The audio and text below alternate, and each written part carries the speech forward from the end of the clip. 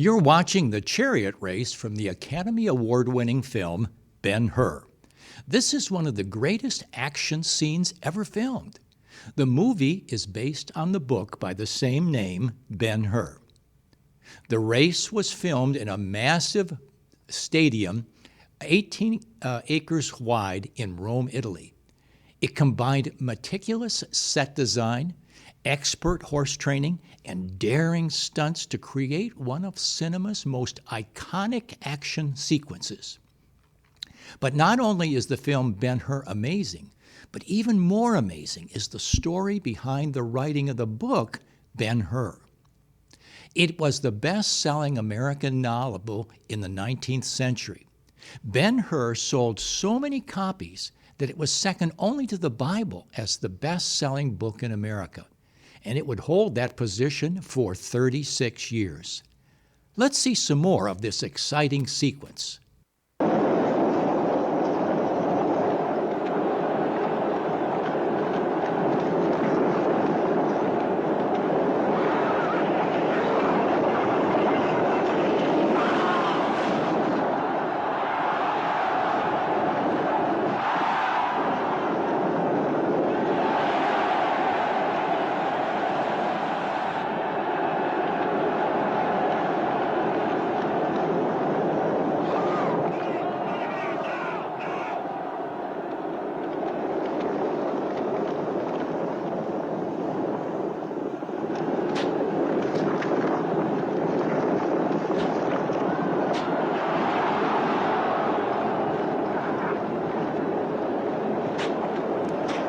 The track was made of a specially formulated sand and gravel, strong enough to support the chariots while smooth enough to protect the horses' hooves. The stunt coordinator and his team selected and trained 72 horses and split them into teams of 8 for each chariot and trained the actors. The horses were trained to run as a unit and tolerate potential collisions with careful attention to safety. No horses were ever harmed during the filming. The race was shot over 5 weeks using multiple cameras to capture the action from various angles. Hidden ramps and underground tunnels allowed a seamless movement of chariots and horses between the shots. The actors performed most of their own stunts, with professional stuntmen performing only the most dangerous maneuvers. Let's see some more of this sequence, and then I'll tell you the story of how the book itself of Ben-Hur was written.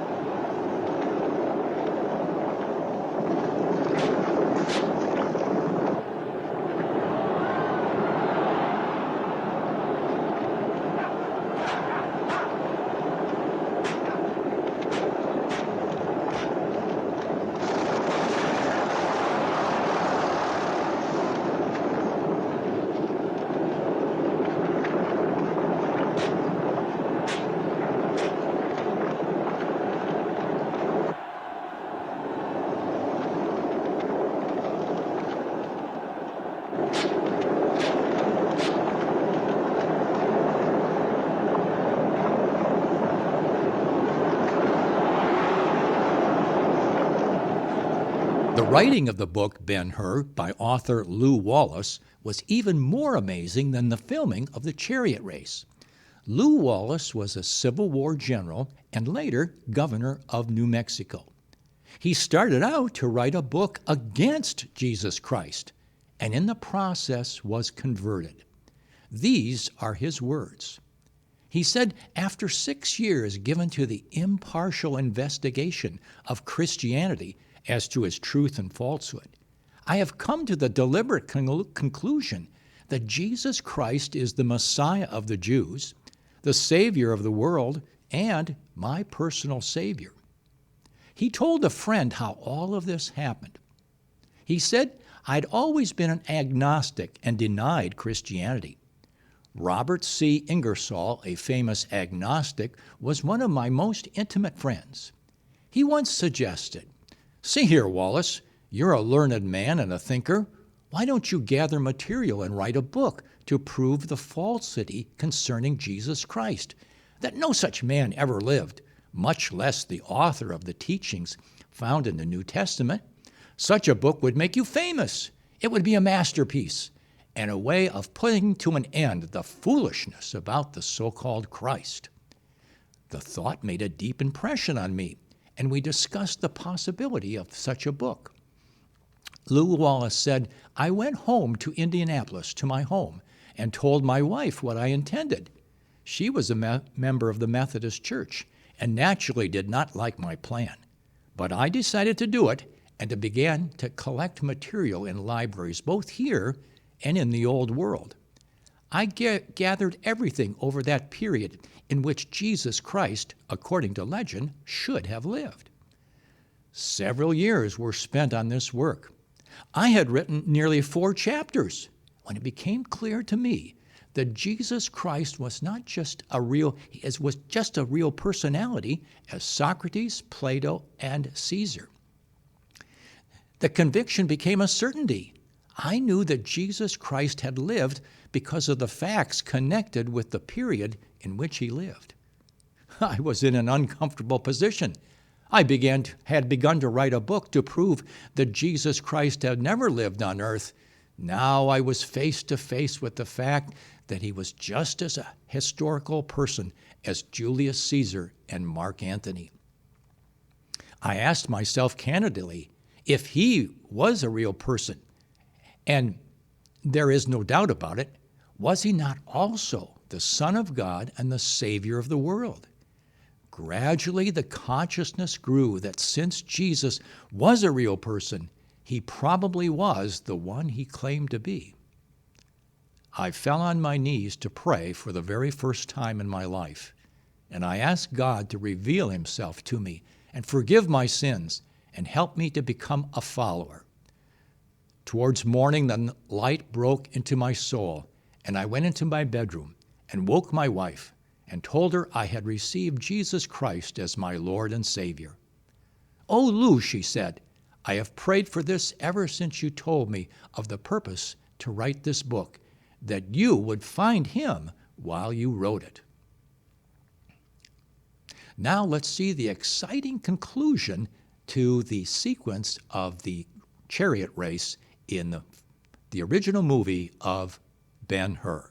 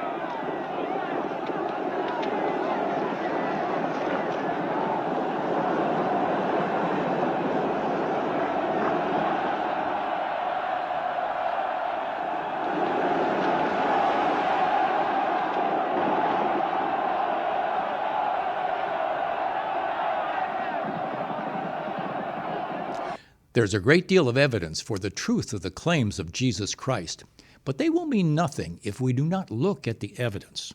Lew Wallace was challenged by an unbeliever to take a look at the evidence for Jesus Christ. The evidence of that search surprised him.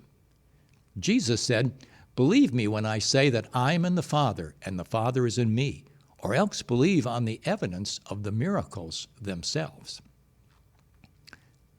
You and I are much more influenced by those around us than we may realize. Life is filled with many things for us to think about and decide, and it's much easier for us to take the opinions of others than to examine things for ourselves. Don't let people confuse you by saying that there's so much evil in the world that God cannot exist. If God and His law did not exist, you would not know the difference between right and wrong, justice and injustice. But when it comes to important questions with eternal consequences, like who is Jesus Christ, we must look at the evidence ourselves and not simply trust others. Jesus challenges us in John chapter 7, verse 17.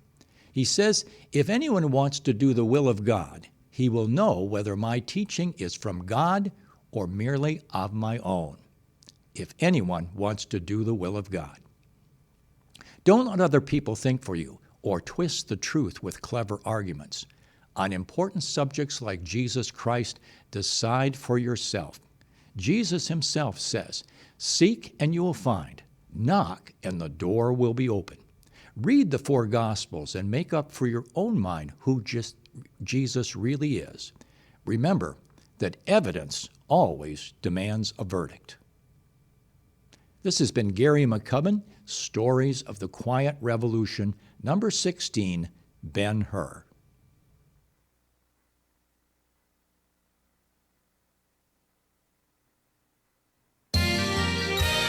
You are watching WCTV, Wadsworth Community Television.